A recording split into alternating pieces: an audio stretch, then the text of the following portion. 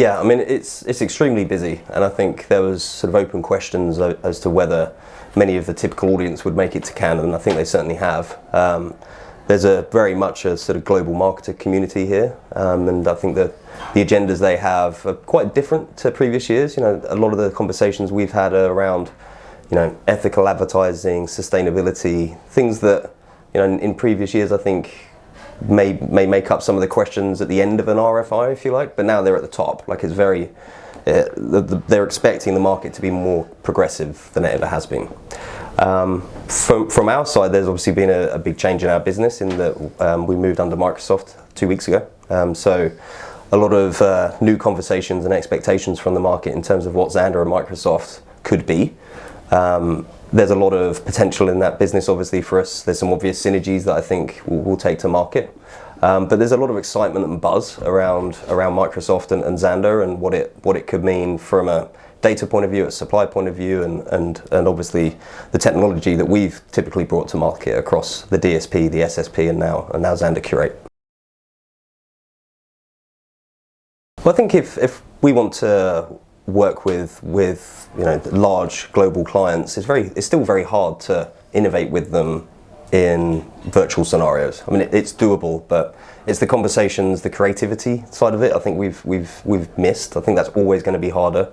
I'm not saying that we've, you know, used many whiteboards in Cannes, but certainly you want those conversations that that lead to innovative ideas and idea generation, which is always going to be easier when you're able to do it in person. Economic climate, more than anything, is a challenge. You know, there's many predictions that would suggest that we're going into more difficult times, and I think, you know, companies are going to have to pull their boots up and decide what they focus on and prioritize. There's a lot of startups that you see in Cannes, obviously, and, you know, it's going to be a tough year, I think, in many cases. So it's one of those years where I think we'll see a lot of prioritization done from for the big topics. You know, the things that really make a material difference for clients, and it is those things like sustainability and ethically what our businesses are trying to achieve. Yeah, I mean, the one that's dominating a lot of the conversations we're having is the new ISBA and PwC study, or the second version, if you like, and clients really wanting to understand what our expectations are of the delivery of that. We have big expectations in terms of improvements across the ecosystem, and sort of hoping that that's seen in the data that comes across, but that's a result of marketers leaning in more commonly and more often to supply chain conversations and transparency. And, you know, I feel like that's a dialogue that we've had with the ecosystem for a long time, and one we continue to own, really. But it's certainly come up a lot this week. We're only halfway through Wednesday, but yeah, it's tending to dominate big client conversations.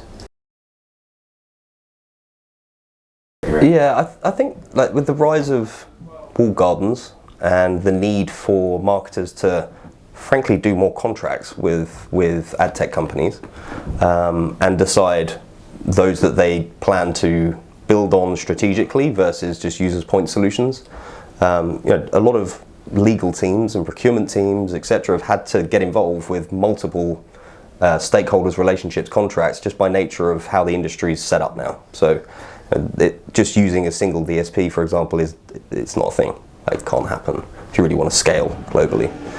Most are using 3 or 4, and therefore, you know, the choices and decisions that they make in terms of what they do here are reflected in the partners that they use most. So we've seen quite a bit of that.